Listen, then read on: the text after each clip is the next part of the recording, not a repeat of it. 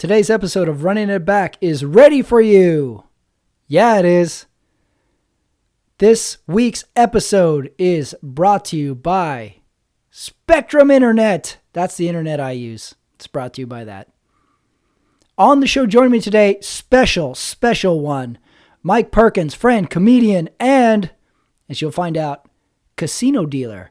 Now, I already knew Mike was a casino dealer as a profession, but as you'll see, I didn't know he had a family history of card dealing, training that goes into becoming a card dealer, what makes a good dealer, and the in and outs of some certain games too. God, I learned a lot. It was one of those episodes where you listen to it, you're either going to really want to gamble, or you're really going to not want to gamble. The choice is yours. Had a great episode with Mike Perkins. Hey, if you're new to the YouTube channel, check out the Sunday Night Talk. That is with me and Omar Carmona. We talk NFL on a Sunday night. We have a talk. We prep you for the week coming. We go through awards for the weekend. Hey, what more do you need on a Sunday Night Talk? Today's episode, Running It Back, is starting right now. Me and Mike Perkins. Here it is.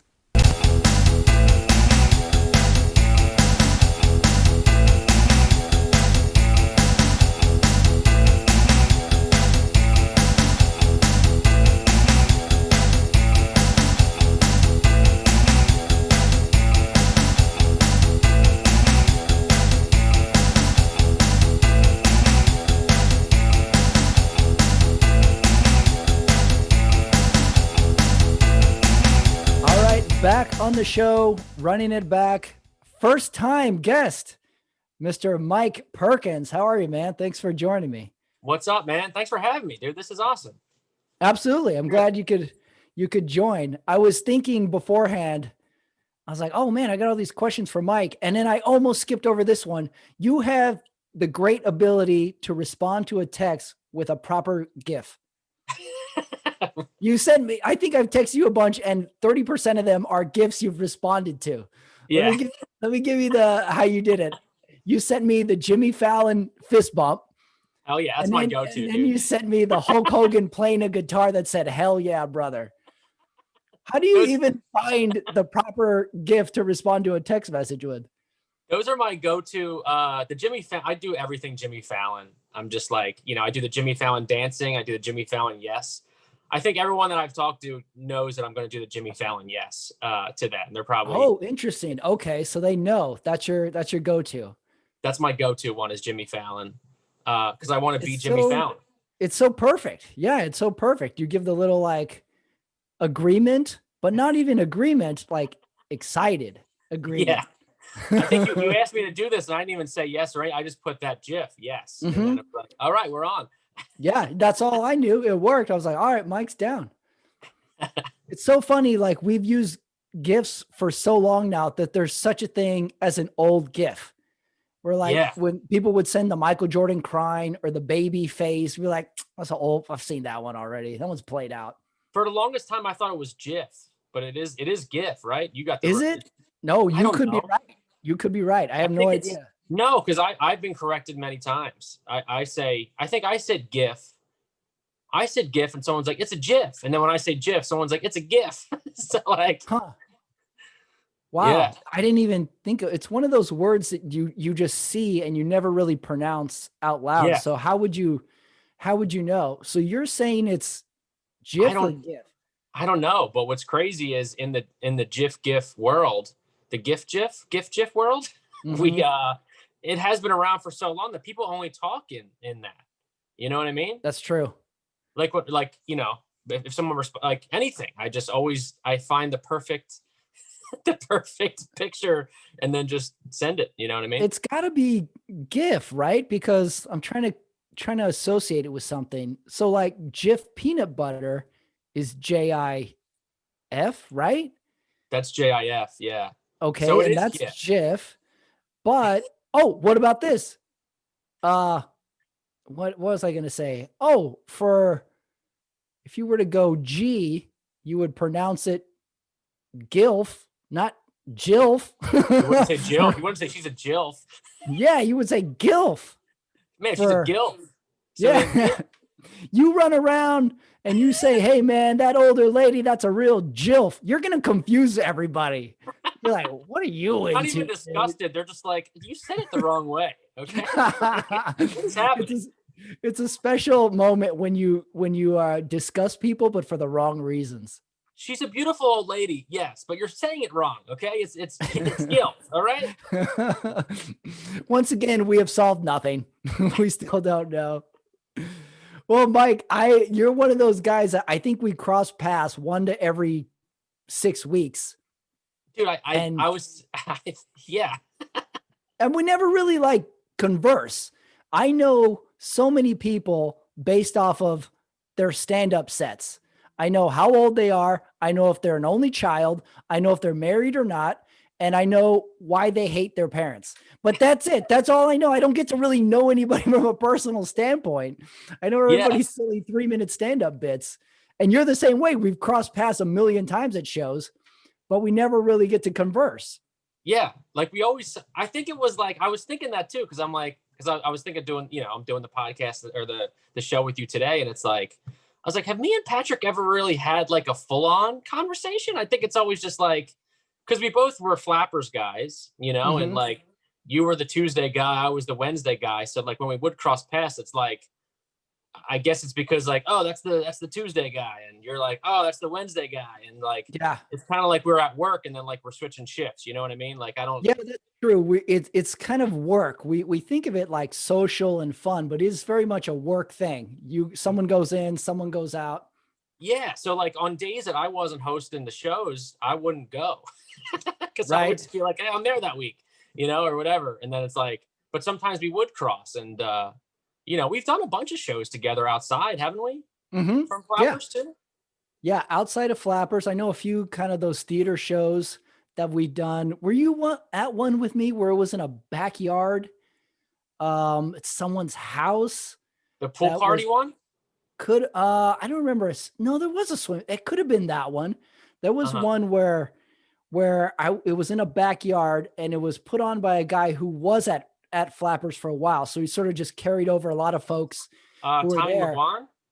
The Garage Was that his name? I don't know. It was a different name, but it was really? this guy who put on a show and he had it in a backyard and you get there and it was just folding chairs set up and you're like, okay, well, it's a backyard.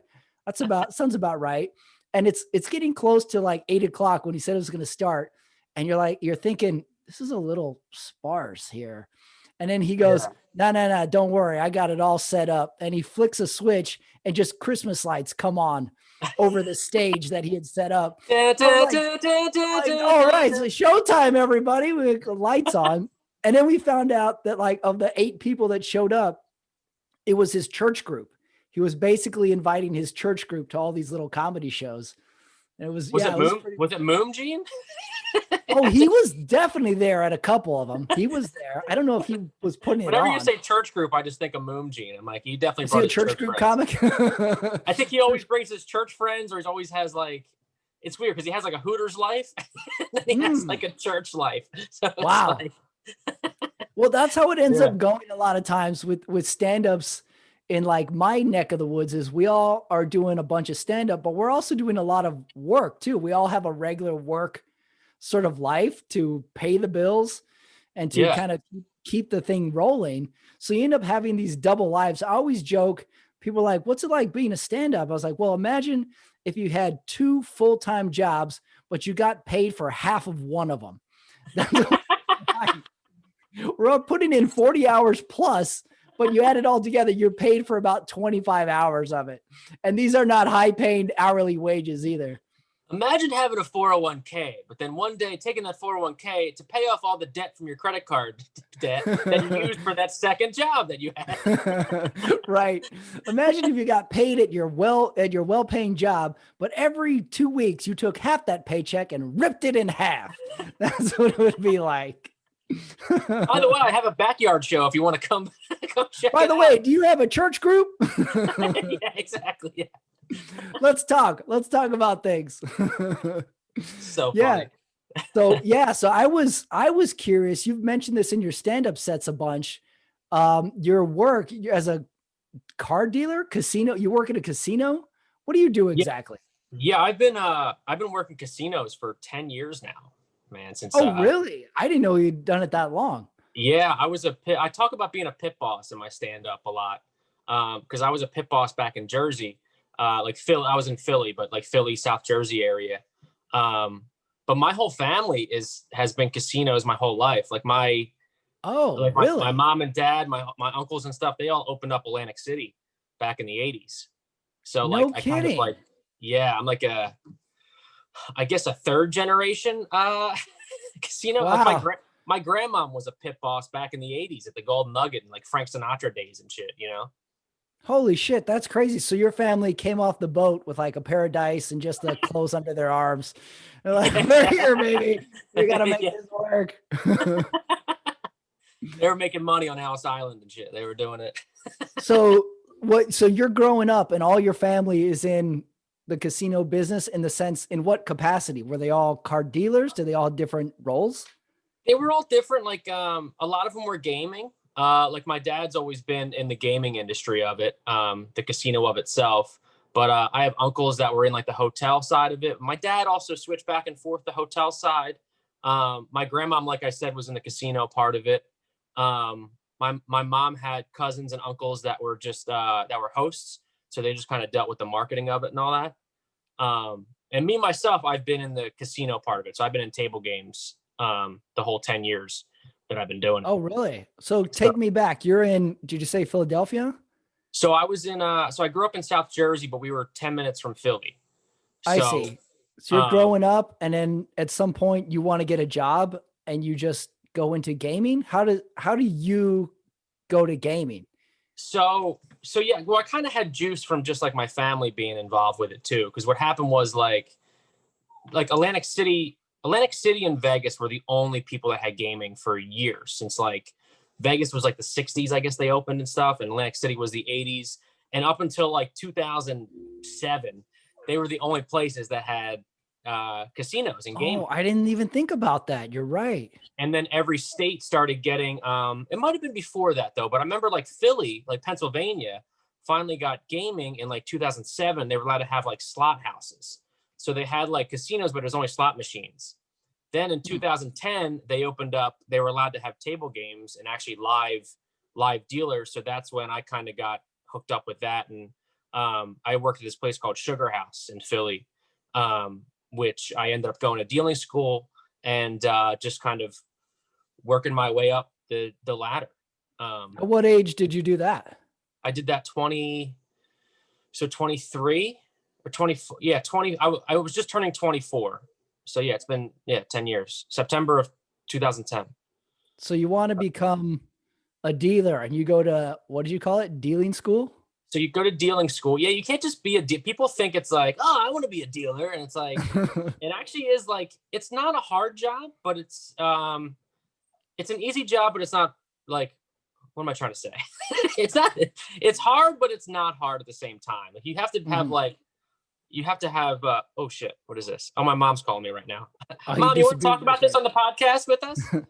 Get Um, her, get mom on here. get her on I the got show. questions about your She's parenting like, in don't say general. anything about our family, okay? You're not supposed to know about this. Yeah, I'm going to ask your mom questions and her yes. response will be like, we don't know about these kinds of things. Don't worry about it, okay?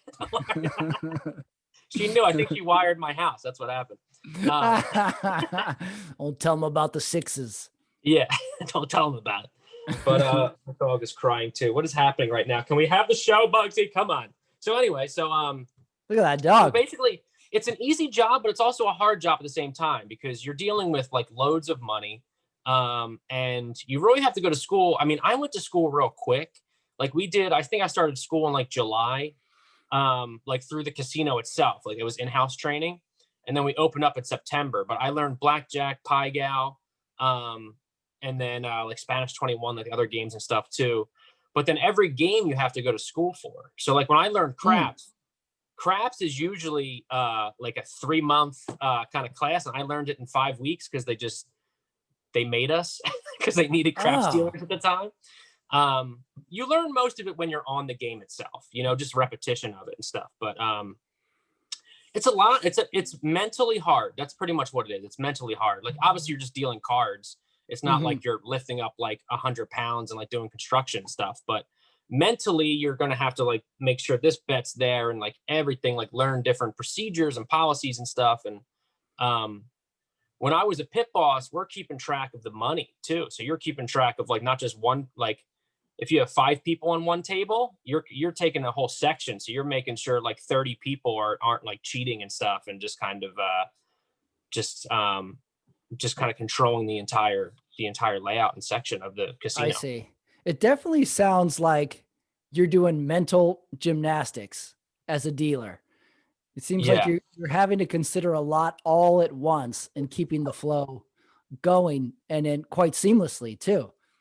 Yeah. What's the difference between a dealer and a pit boss?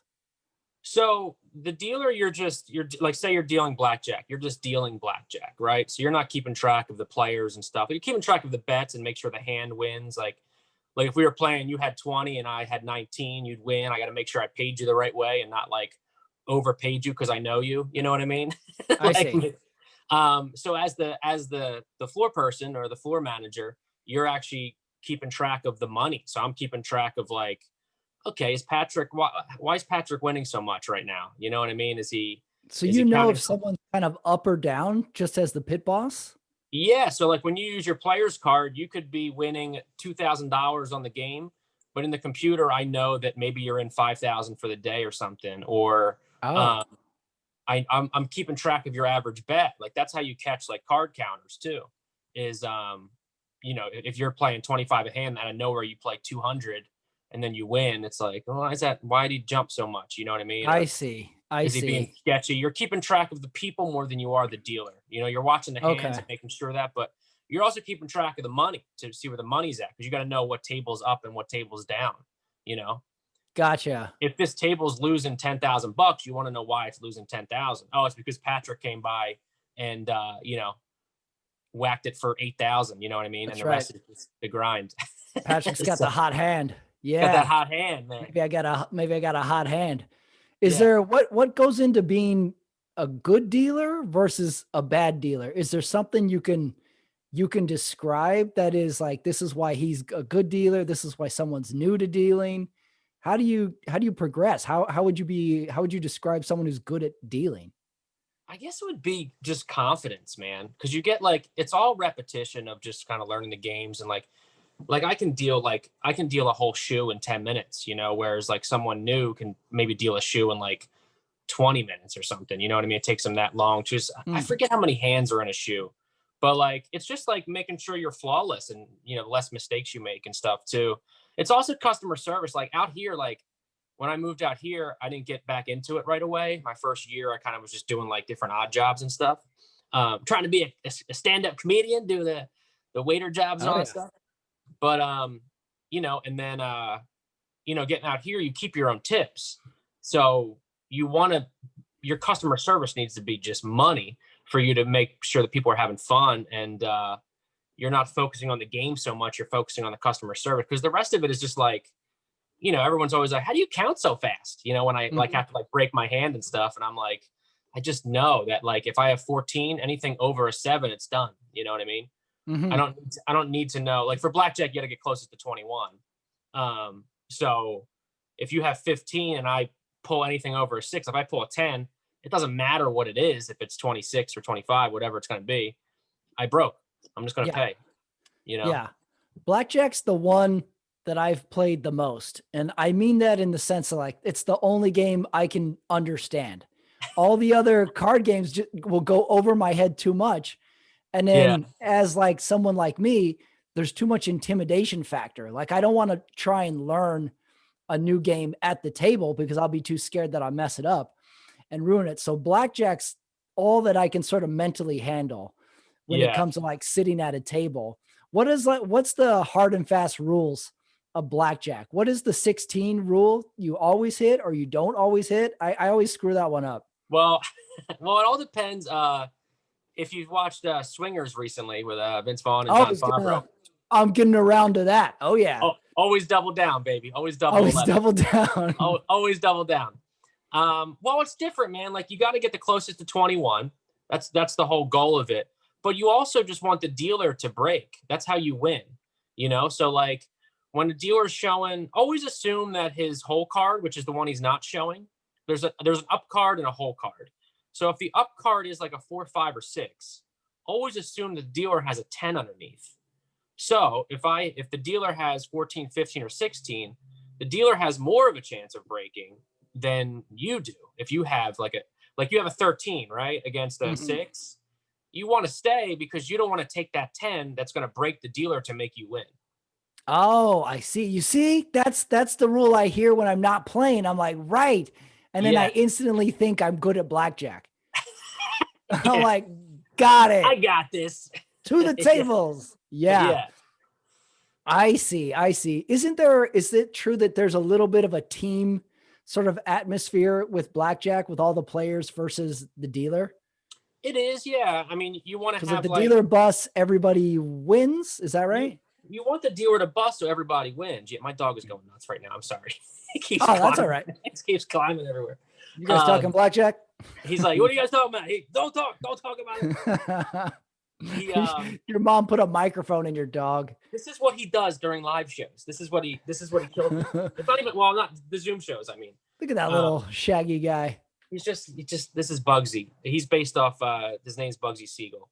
That's perfect. Mike, you are a card dealer. Everything matches up with you. Dog named Bugsy, family in the casino business. Are you in a casino right now? Do you have a casino in your garage? Yeah. I have a little slot machine thing right here. Oh, perfect. You got I have 2 blackjack tables too, but I don't know if they're, I guess you can have them. Ooh. You know what I mean? I don't have my own casino or anything, but yeah. One day I'll have like a bootleg operation, prohibition, operation. That would be good. We're not that far off from having bootleg everything. So don't rule out anything. Of comedy and slot machines and stuff. Comedy, slot machines. Yeah, never rule out a good bootlegging operation. So yeah, everything is team related, I guess. Because you don't want to. Okay, so if I was showing a 6 and you had 13 and you hit and you got a 10, right? And everybody else stayed on their hand, and then I had that 16 say, and then I pulled a 4 and got 20. You just took the 10 that made me break, so everyone's gonna be like, "This fucking guy, what the fuck? I get you it took now. His fucking bus card, you son of a bitch." I get it. So I want to play for the dealer busting, not necessarily me getting close to 21. Exactly. I sort of see what you're saying now. So that's why the generic rule is always think there's a 10 underneath. So like if I'm showing a 9, I have 19. Keep hitting to try to beat that 19. But when I have the small card showing up top where it's 2, 3, 4, 2s and 3s are always wild. You never know. You can make anything out of them. But like 4, 5, 6, you want to stay anything over 12. And just it's all bullshit luck too. You never know. I think if you play completely by the book, because the casino always has like a hold on you, not like more ways than they got a hold on me. This is but like the percentages, it's really in the casino's favor for the most part. But like the shoe itself, I think you raise a percentage of winning by like maybe 6% or something if you play completely by the book. So that's why you want to stay on the 13 against 6 and all that stuff. And I see. Most of the time works out, but it's all luck of like getting that one good shoe, and all that. Would you say you yourself, as experienced as you are, would be a better blackjack player? Say you were to so all this knowledge you have, you go to the table and you don't think you would be more advantaged? I would think you would be really more. No.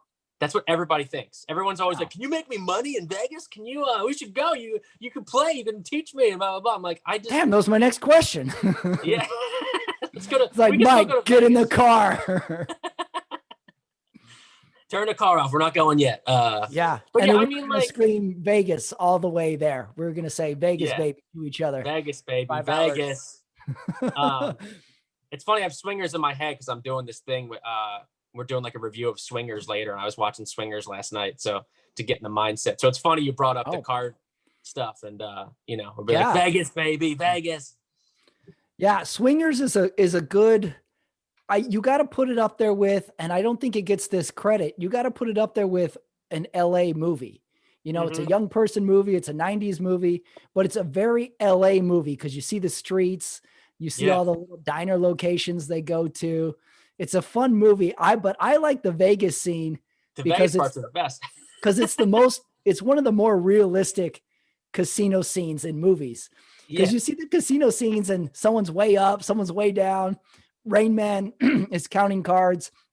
But the Swingers Vegas scene is more realistic because he loses all his money in like 45 minutes. And they're like, yeah, that's what happens to me.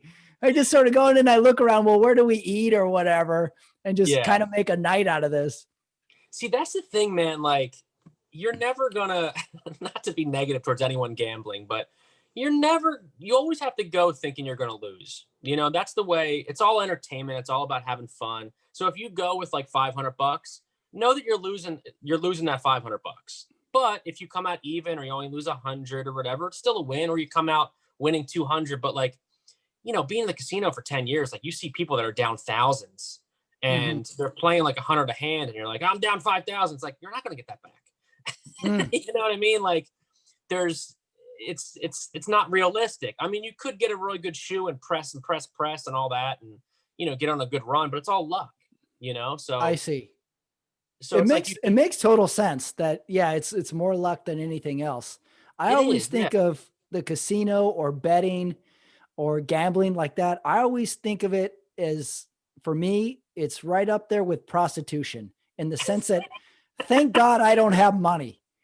Because if I had money, I'd be all in this. Same with prostitution. I'm like, this sounds good, but I really don't want to drop the money. Same with a casino. Same with weed. I'm like, thank God I don't have money.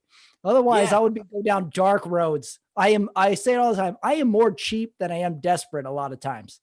We had this guy back home in Jersey, really good guy. His name was Harry, and he was like a big lawyer in Philly. And he would just spend like $10,000 a night, like just playing at the casino and stuff. And the reason he was doing it was, well, he liked gambling and stuff too, but he would like throw money at the dealers and just tip everybody and stuff, waitresses and stuff. But he was going through a divorce, and he knew his wife was going to take half. So he was just spending all of it. So he's like, I'm going to lose anyway. What a weird strategy. The preemptive spend.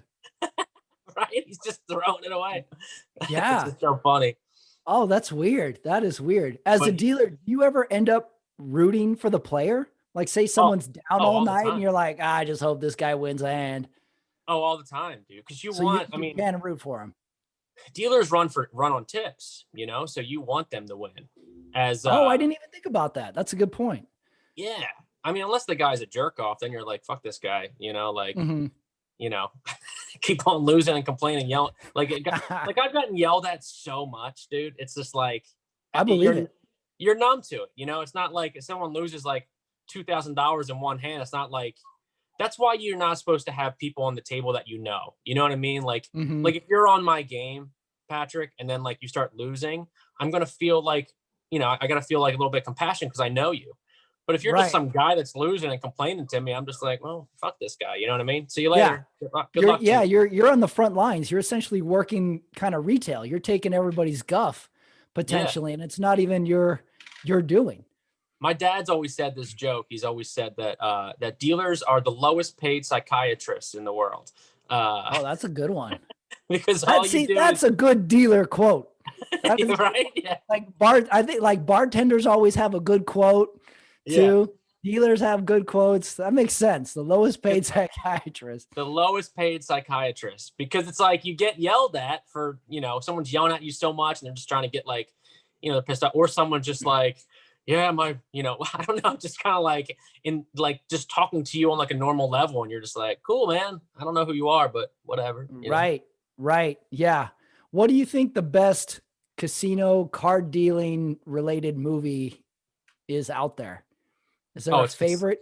It's Casino, hands down. You know what I mean? Oh, really? You like Casino? I do like that movie too. It's the best. Why Casino? I think just because it's so. I mean, you see everything happening, and you see like how Vegas was and stuff. It is like even talking about getting yelled at. It is that famous scene of Joe Pesci like yelling at the dealer, and he's like, "Take this fucking paint and shove it up your ass," you know, throwing cards back at me and stuff. You know what I mean? So it's just like you see that element of it, but like. I think, like you said too, everything else is just fake. You see, like, the movie 21, and they have all this money in front of them and stuff, and it's all like, woo, like, it's just like, I like Casino, and plus I'm just a big mob movie fan too, so I gotta say Casinos Casino. go with mob related storylines very easily. It seems to work in our brains. Like our brains all accept it and go along for the ride very Yeah. easily. Well, do you think the world is ready for a good behind the scenes dealer centric movie? I don't think we've ever had anything close to that, right? The casino part is always sort of a side piece to Yeah, say the I don't story. know. I always like, everyone's always said that, and I've always wanted to do it too, is make like a TV series or a web series or something about like casino. What do you think, Bugs? What do you answer the question? Casino related movie. Go Bugs. Go Bugs, go. I don't know, because it's so like, I don't know. Do you want to watch someone deal blackjack for an hour and a half? You know what I mean? Yeah. It would have to be the heart behind it and stuff, Yeah. We need something behind it. The storyline or the main character would be the dealer, or the main characters or the setting would be the casino. Sort of like imagine ER, but we put it in a casino, and they People sort of like, dying and shit. Yeah. they sort of interact with each other. Like this dealer is friends with this dealer, but this dealer doesn't like the other dealer. I've seen someone before. It's so fucked up because, like, no matter what, the game keeps going. Like, I remember when I first started, I was sitting on an empty pie got table, and across from me was the craps tables. And this guy was like having like a seizure or something. Like, it wasn't a heart attack, I don't think, but like he was having like a seizure, and he just dropped to the ground. And people that were on the table kind of looked over, but then other people were just like stepping over him. Just wanted to gamble. But I remember seeing the manager, he was just like, he just waved the dice on to keep the game rolling.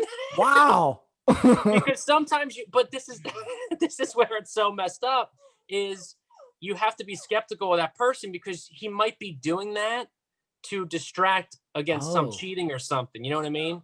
Oh, he might right. Just, the old bait and switch where everybody goes to the one guy to help them, but something's going on. You see, that's right. That's episode 1, Mike. That's episode 1. Yeah. And it's entitled there. The Game Goes On. The Dice Must Roll. The Dice Must Roll. I love that. Yeah. That's episode 1. That's so funny. That's perfect. Yeah, definitely. The casino related the dice TV must roll. I was thinking movie, but TV series sounds better now. Yeah, that's funny. Yeah, totally. How do you think being a dealer translates into comedy? How do you get into stand-up from Philly working in the casino? Did you already want to do that, or did this come later? Yeah, like I always wanted to do comedy growing up, man. Just growing up with like Adam Sandler movies and just like, seeing Jimmy Fallon and stuff. And they've always been, one day I'm going to text somebody a repeating image of this guy. Exactly. Yeah. Fist bump. Yes. But the casino, like, I mean, I just did it just because it was a job that pays really good. You know what I mean? You make good money doing it. And, and what's really beneficial now to me is like, I've worked my way up. Like, I'm a part-time dealer at a casino out here.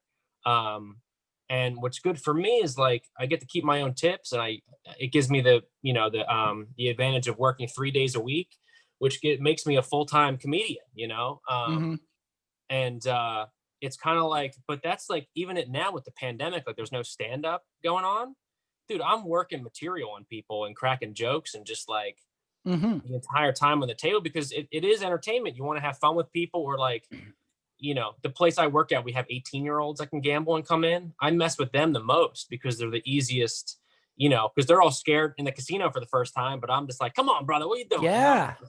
That's true. I didn't think about that, because I've had jobs that I started, when I was a teenager, and then you work there a few years, and at some point you sort of become the upperclassman or the older guy, and there's younger employees, and you finally get to mess with people. I would always like it. I was a manager of a bicycle store, and we had a bunch of young guys, and I would just mess with them all day, and they would think it was funny. And I was like, all right, pop quiz, everybody. Rule number 1. I'm number 1. And they'd be like, and I would just kind of give them a hard time every time. And I would tell them to clean something, and they would mess up or something. I'm like, nah, do it again. They're like, is this better? I was like, I give it I give it an 8. Oh yeah, that's out of 100. Do it again. And I would just give them a hard time, and they just sort of like go with it. So there's a certain advantage to the young to aging out, essentially. Yeah, I love that. But that was my go-to. Rule number 1, I'm number 1, and I give it an 8, and that's out of 100. That's out of 100. Mainly because all this was done to me too. You ever have that old boss that would just give you a hard time and be like, you would finally do something right, and the boss would say, well, you've worked your way up to a 0. And you'd be like, yeah, just always slam you. Yeah. I can't wait to quit this job. You just lean into it and you just accept it. You're never going to win them over. Yeah. So in pandemic times, first of all, the casino's open. You can still work. Oh yeah, man. We've been open since May. Oh, really? Okay. Well, that's good that you haven't been crazy. Out of work. Even when the world's ending, you can still put money on black. You know what I mean? Episode 2. Even when the world's ending, you put money on black. Are there any extra precautions or something? You're not just gambling your life, you're gambling your money. You know, so fine. That's true. What's different in the casino? Are you guys is there plexiglass? Is there nonstop aerosol spray? What are you guys doing differently? we just spray everyone down the whole time. Welcome to the table. It's just like yeah, I mean we're super safe. I mean we take I get tested every week. Also we do like a take-home test thing they have, and then everyone gets their temperature checked at the door. You got to have your mask on all times. Everything's wiped down clean. Everything's super safe and clean. Yeah, that sounds like it works. Yeah, their house though. You know what I mean? It's the people. Oh yeah, what do the people do? What do they have to do to come to the casino? Well, it's kind of like how they say, like, if you're elderly and all that, you should be super safe. And we see people like with their oxygen tank, just in their wheelchair, sliding over to the slot machine, and we're like, do you not know what's happening in the world? Do you not? Have you not seen the news? There's no newspapers still work. You know what I mean? Like we'll never get it right. At some point, we just need to accept that we're never going to bat 1,000 on any of this shit. We're going to we're going to miss. I had an incident where I'm going into a donut shop, and I open the door and there's a guy behind me. So I'm like, oh, let me push the door open for him. And he gives the full on elbow, cannot touch the door with his hands, elbows it in, squeezes through, the door's closing. And he did to like make himself thin. So one touch him. And I'm like, oh man, that guy's taking it serious. And I'm like, you're going into a fucking donut shop, man. How fucking healthy can we be here? Yeah. A little bit of a mixed message. It's so weird. Sorry, can you wipe this down? I'll take 14 of the Boston creams. You're like, what the? Yeah. Oh my God. I had another one where same thing. I hold the door open going into a McDonald's. I hold the door open for a guy. He gets in, and McDonald's has a little hand dispensers for Purell. He goes straight to the Purell, does up the hands, pays for his food with the card, does up the hands. I'm like, motherfucker, you haven't touched anything. I held the door for you. Yeah. Why, if you're so concerned, why are you at McDonald's? Yeah, exactly. Just like, fuck it. Just come in, touch everything. You didn't need a McFlurry with your supersize, all right? You didn't need that. Yeah, really. I was like, I'm going to go to the gym, but on the way, I'm smoking this whole pack of cigarettes. Yeah. It seems like we're just like, well, just accept that we're all nuts, and then we can move on with our day. I'd be more willing to accept that. That's so funny. That's what's cool with the oxygen tank is got to be the best. That's what's cool though. The casino is non-smoking right now. I think all of them are actually, even like Vegas and stuff too. They're non-smoking because smoking, it can spread spreading the droplets and all that stuff. So I see. That's been cool because there's nothing like getting yelled at as a dealer and like someone's blowing smoke into your face. You know what I mean? It's just like, it's the only place you can still smoke inside. Before pandemic, it's the only place you can still smoke inside. Right. Yeah. Think about like my lifetime. I'm 40 years old, and just think about my lifetime that I've gone through with smoking. When I was a kid, there was smoking sections in restaurants. I remember that too, dude. Yeah. Then it turned into no smoking in the restaurant. Then it turned into smoke outside. Then it turned into smoke 50 feet away from the front door. Yeah. So we just keep pushing them further and further out. But remember when you would go to like a stadium or a ballpark as a kid, and it was just cigarette smoke smell? Oh yeah. As long as you could see. Every time I smell smoke, I'm like, stadium. Smells like a stadium here. Nothing like hot dogs and smoke. Yep. And now smoking is completely in the rearview mirror. It's become VHS to a certain generation of people. They don't know smoking. What we had to So do. funny. Would that make vaping is like a fire stick? Is that what it is? Like, Yeah, I guess they look like it too, but like compared to VHS, vaping is DVDs. Yeah, that's true. Where would vaping go for giving it a home video tag? Vaping might be DVD, Laserdisc, maybe. Laserdisc had a moment. That's Yeah. definitely. Well, I guess vaping would be Blu-ray. Yeah, that's true. Vaping more of an impact than Laserdisc, that's for sure. Yeah. Laserdisc was the funniest invention because we essentially took the most advanced piece of technology at the time and built it into the shape of an old 45. We're like, we got it, everybody. Technology solved. And then halfway through the movie, you got to flip this shit over and press play again. I remember my uncle had a laser disc and we could not be more impressed. We're like, the future funny. Is here. It was a big ass CD. I remember watching Titanic on VHS, and it was 2 VHSs, and you're like, you got to put it in for the next one. You're like, right. That's whoa, right. Sometimes there was 2. This? Yeah, that's right. You had 2 VHSs. There was certain movies that had 2. Titanic, like Schindler's List, and Heat. Do you remember the movie Heat? Oh yeah, with De Niro. That was a 2 VHSer. Yeah, that was very. I think some DVDs had that too, didn't they? Did they really? I don't. Maybe it was video games. Maybe I was thinking video games. It must have been that. I remember like doing something halfway. It was video games. I remember playing Shenmue on Dreamcast. I remember Dreamcast. Yeah, I remember certain kids had that. There was that game, 2 cartridges worth. Yeah, that was like, and it was just yeah, you had to put the disc in, like it was like insert disc 2 to play the rest of the game. You're like, what the fuck? What? What? But at some point when you're a kid, like certain technology impresses you. You're like, this. If 1 DVD is good, 2's better. Oh yeah. I remember when PlayStation came out. Were you a PlayStation guy when it first came out? I had PlayStation, had Nintendo, had Super Nintendo, had Sega, had Nintendo 64. I think I had an Xbox for a little while. Okay, there you go. Yeah, I was in that line more or less. See, Super Nintendo and Sega was my shit, and then like 64 came out with the cartridges still, and then when PlayStation came out, I was like, these CDs are gonna get scratched. What? This isn't gonna.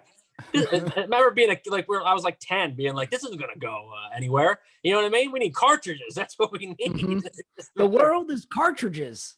Yeah, that was a big deal. The collecting of cartridges was cool. You would loan them from your friends. Yeah, dude. And then of course a friend wouldn't return one. And then that friend was on your shit list for like at least a year. Like, I never returned my Double Dragon. Fucking asshole. He's got it. I know he's got it. I'm 34 years old, okay? And Rob Speece, RJ, you still have my Mech Warrior 3D. People do not forget. You still have it. Well, this is going to come as a surprise to you, Mike. Calling in on the phone, Rob Speece. Damn it. RJ, I want it back. He's been in the waiting room of this Zoom for 45 minutes. What if he was playing Mech Warrior? He's like, I'm still playing it, bro. I'm like, still playing, motherfucker. Works great. God damn it. Do you remember? I remember 2 specific camps in my school. You were either a Sega guy or a Nintendo guy. There was very little crossover. It was the Jets and the Sharks, essentially.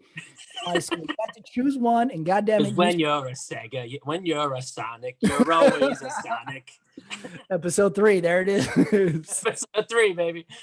Yeah, that's right. The cartridges were so collectible. And this is what blew me away. I had a friend, and we were hanging out, and we are gonna go somewhere. We were playing Nintendo, and we are gonna go somewhere, and we were like, all right, well, that's the end of the game. And he says, well, let's take it with us. I'm like, take what with us? He's like, we'll take the Nintendo with us and plug it into the TV at our other friend's house. And I was like, you can do that? You can take it? And he was like, yeah, you just hook it up. Mind blown that you could take the console with you somewhere and plug it in. It was unbelievable that another house could have an electrical outlet. And plug it. I was blown away. I was 27 years old. I was severely retarded. It was very yeah, there was some big moments in technology growing up where your just mind is blown. Yeah, I remember seeing Nintendo 64 for the first time, being like, "Whoa," like Super Mario and stuff. Like, just blows your mind, dude. It And now does. when you go back and play those games, you're like, I don't know about you, but like I played the PlayStation Classics, and it was hurting my eyes from Oh, just really? yeah, I got like a little headache from it, and I was just like, maybe it was just that night, but I was just like, what the fuck, dude? Like these graphics are really messing with me because I'm so Yeah, used to like now I'm I like, do remember the graphic. You look at the graphics now and you strain instantly because we're so used to cool stuff. But at the time, you yeah, just stared for hours, and then your parents would threaten you that something was going to happen to your thumbs, and be like, "Now you're gonna have to go. You got to stop playing. So yeah. you're gonna have to go to the emergency room for your thumbs." That was Do you always a threat. do you remember Super Mario Party when you would be Mm-mm. in the raft? So the raft you had to like keep moving the joystick around, right? To like kind of paddle, and it was so Oh, fucking yes, yes. hard. Okay. So what you do is you use your palm, right? And just Right, fucking just right. go crazy. And that you would rip skin on your and that was like that was rough times. I'll do you Of one better. sixth In grade John Madden football, in order to kick a field goal, it was the same thing. You had to hit A B as fast as you at could. the same time, So then yeah. you started doing that, and then you started getting smart and you started using your shirt over the controller, and you would just rub the shirt on the controller. Oh, And then at one point, we would have a box of tissues, and someone would score a touchdown, and you would reach for the tissue and start rubbing the controller. Okay, uh-huh. now cut to a few hours of playing John Madden football. We're 13 years old. We're playing John Madden football. My friend's mom comes in with the plate of cookies and sees a floor full of tissues and two boys yelling at each other. And she was like, what have you boys been doing in here? What is with the tissues? Like, they're playing John Madden football, mom. Nothing, just have a good time. Just a The Eagles couple, in the Super Bowl. That's what happened. just a couple dudes hanging out playing John Madden. Leave the cookies. All right. We'll be down in a few. It took me, it was a couple years before I realized what she was freaked out about. I was like, oh, that's why she acted that way. There's tissues all over the ground. And we're playing John Madden football in a room with the door closed. And she came in with cookies. She's like, what's going on here, guys? How you guys deal with these tissues, huh? Yeah. Telling your father. we want to live our life, mom. Just get the hell out, all right? Please leave us be. Can't two guys have a good time? So funny. The mom probably went down the stairs like, apparently John Madden is gay code for something now. Yeah, yeah. Play John Madden, mom. She calls other moms in the neighborhood. It's like, have your son been playing the John Madden? John, who is John Madden anyway? My son maddened all over his room. It's crazy. There's so many things that you would like. It's not necessarily an apology you need to give to your parents or other people's parents, but just an explanation. Like, Yeah. no, okay, here's what was happening. Let me just clear it up for you. Yeah, I do remember all the little strategies you would have for certain video games Yeah, for sure. just to get by, just to get by. So you've been here, and what have you been doing for comedy in the pandemic lockdown months? Everybody's got a strategy to it. Some people doing a lot, some people doing some.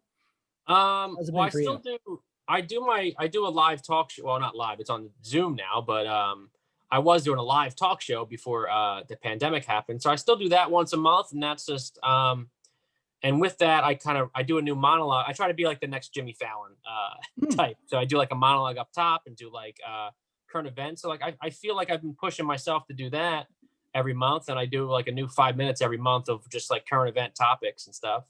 Oh, I like that. Where do we find that? That's on your That's on YouTube. Instagram, YouTube. Yeah, YouTube. Perk Productions. If you go to YouTube on that, if you're watching this on YouTube right now, go on over to Perk Productions right after. Go on over. That's right.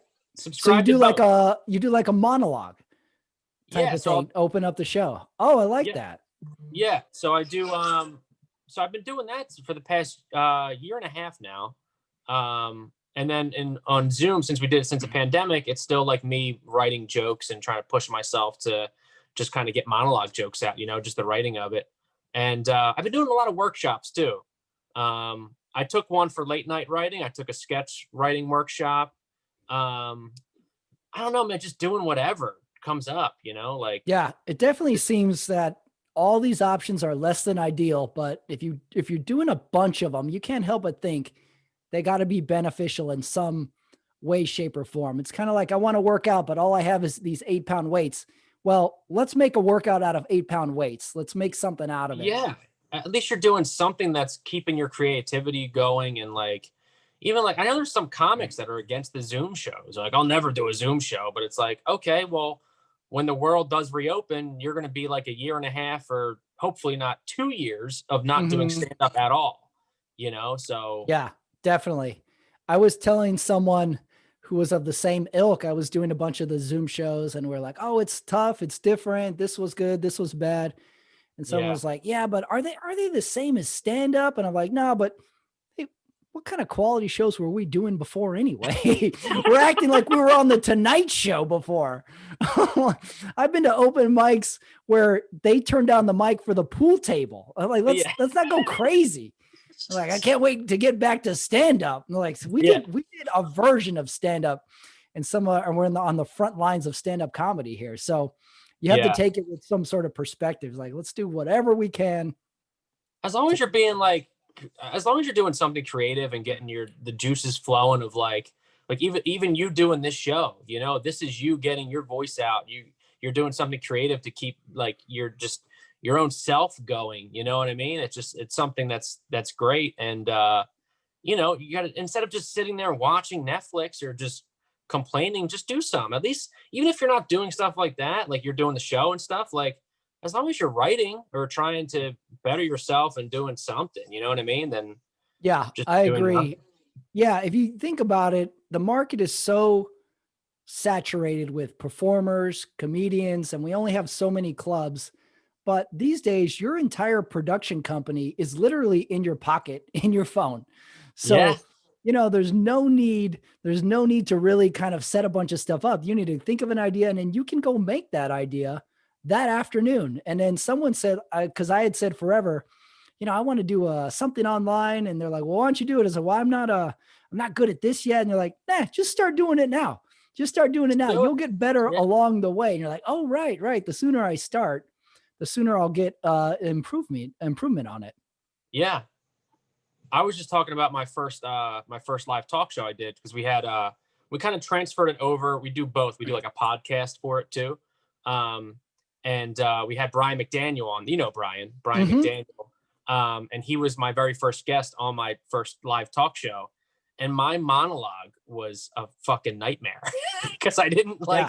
I didn't prepare. I just had like a meltdown. I was sweating stuff. It was just like, you know, and like I went back and I watched like Conan's first show and Jimmy's first show. And like, you know, it's just like, you have to just do it to get better at doing it, you know? And like, Mm-hmm. I feel now from looking back, it's like, yeah, I'm doing great now, you know. You looking back at your first show from when your friend said, like, just do it, you know, like Mm-hmm. you learn the tricks, you get better, you get more comfortable, you get more confidence, you know, and just like, and then you're just like, you know, it's kind of like with stand up, dude. I wasn't able, when I first started doing stand up, I wasn't able to eat that entire day before the performance. You know, I was just like nervous and stuff, like, and I was fine after I got on stage, but like I was still just like, it was hard to eat. Now like we've been doing it so long, I'm eating a cheeseburger while they're calling my name up, you know what I Mm-hmm. mean? Like, Yeah. I'm just like, There's no substitute for those repetitions for sure. yep. Anybody who's had a job where the first day of work, you're nervous. And then a couple months later, like, oh, I feel better. I feel better. It's the same thing. You just need the repetitions. And then no matter what sort of strategy in your head you have, there's no way you can kind of mantra yourself into habit. You just have to Yeah. do it. Someone says, oh, just go have fun with it. Just go have fun with it. It's like, I'm going to have fun with it 100 reps later. But right Yeah. now, I always like when someone says, hey, just have fun with it. All that tells me is like, you look like you're not having fun. That's all that's all that says to me is like, hey, just have fun with it. Does Just it go look have like fun with it. Just just go go have have fun. fun with But it? that's what everything should be fun. Like if you don't like it, like say you did do it, and then like 3 or 4 shows later, it's like with anything, or even like 3 or 4 times you do like something. If you don't like it, then don't do it. You know, Yeah. Yeah, there's don't. no shame in trying stuff out. Yeah, Try it out, exactly. you figure it out. I was telling you before, it's like no shame in trying stuff out. And I was thinking, you haven't really done a podcast until you've quit 3 of your own podcasts. which is amazing. You got to quit a lot of stuff. Which, so you got to quit 3 podcasts. Please take this clip and put it in a podcast form and all over the internet because it's so funny. Yeah, that, and you're not a LA comic until you have 3 horror stories at each of the major clubs. You have 3 horror stories at the big clubs. You got to have 5 different pronunciations of your own name. And you got to have roughly about $2,400 of parking tickets over the span of 8 years. What else can you have? You got to be yelled at off stage too. And you got to have X amount of negative YouTube comments. That's you when you got to bomb everywhere. Start. Yeah. So funny. It's the truth. Yeah, it's the truth. So what about, give me let me think. You do a monologue joke. Give me one of your monologue jokes from recent. One of the recent ones I just did. So funny you bring up monologue because I took a class on it once. And they just start explaining to you and you start hearing the wheels turning and you're like, oh, that's how they wrote that. Or that's how it's supposed to look on a page. And someone said the best monologue joke is one that makes the audience feel smart. And I hear that and I'm like, oh, that makes total sense. When the audience puts the joke together in their own head, they're like, I get that joke because I'm smart. I know why that's funny. That's the best joke. Yeah, because they can click it too. Yeah. Mm-hmm. Let's see. I don't know if I remember any of them off the top of my head because I kind of I write them and then I do read them like teleprompter, you know. I see. With the Zoom shows. I remember one. I'll get you started. I remember one from the 90s when I would watch probably Leno, and this was right in the midst of Bill Clinton scandal. Yeah. And the joke was Jay Leno would say, you know, in a recent poll, 40 women were asked if they would ever sleep with Bill Clinton, and 40% said never again. Even as awesome. Even as a kid, I was like, I get that joke. I get it. That's funny. That's a funny joke. Never again. Never again. That's so funny. Let me pull one up. I have them all right here. All right. Yeah. Give me one or two. Let's see. Here's one that I did. Let's see. Where's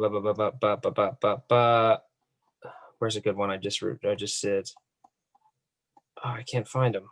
Hold on. I'm sorry. I'm trying to get you a good one I did. Oh, here we go.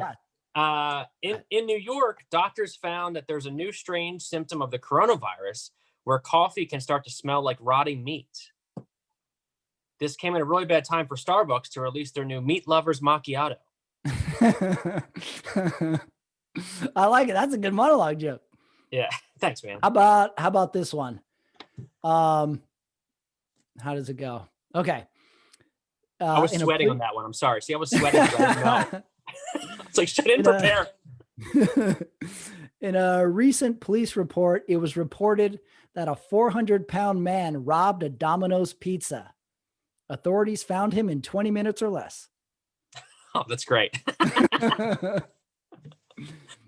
That's so funny.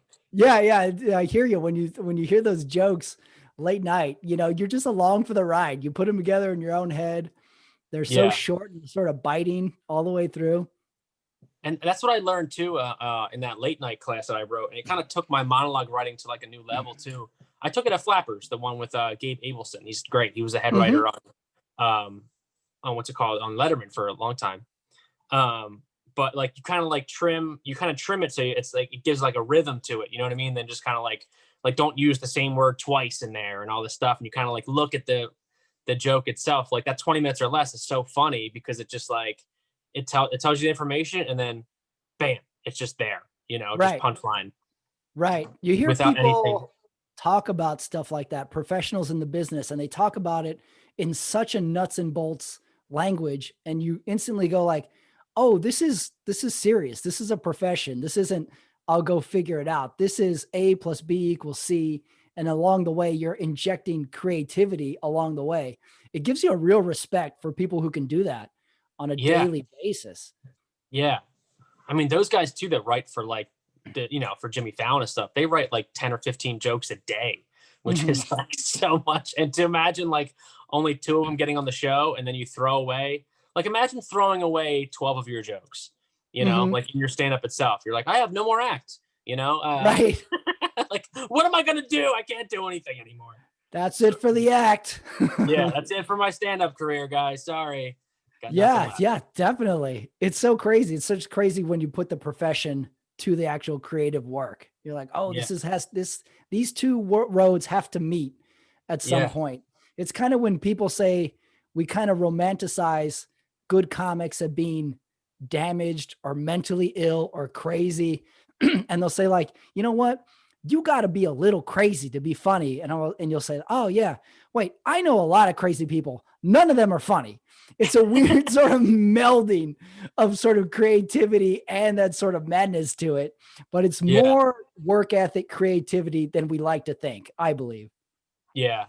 I think that's a stereotype of comedians though. I don't think everyone's like, every comedian has to be super damaged and like all this stuff. And it's like, no, you could also just love comedy.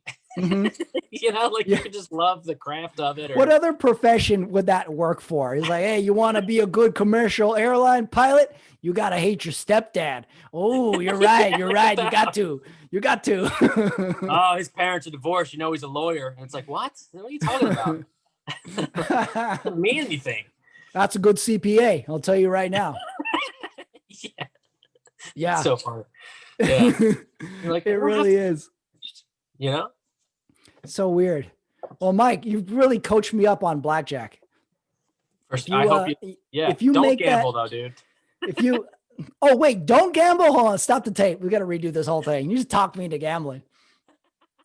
If you ever make use of those 2 blackjack tables you have at your place, I'm in. I'm in for blackjack night number 1. Let's do it. Yeah, let's do it. Under the table. Always. That's episode 4 too. By the way, under the table. Always double down. That's what I've learned.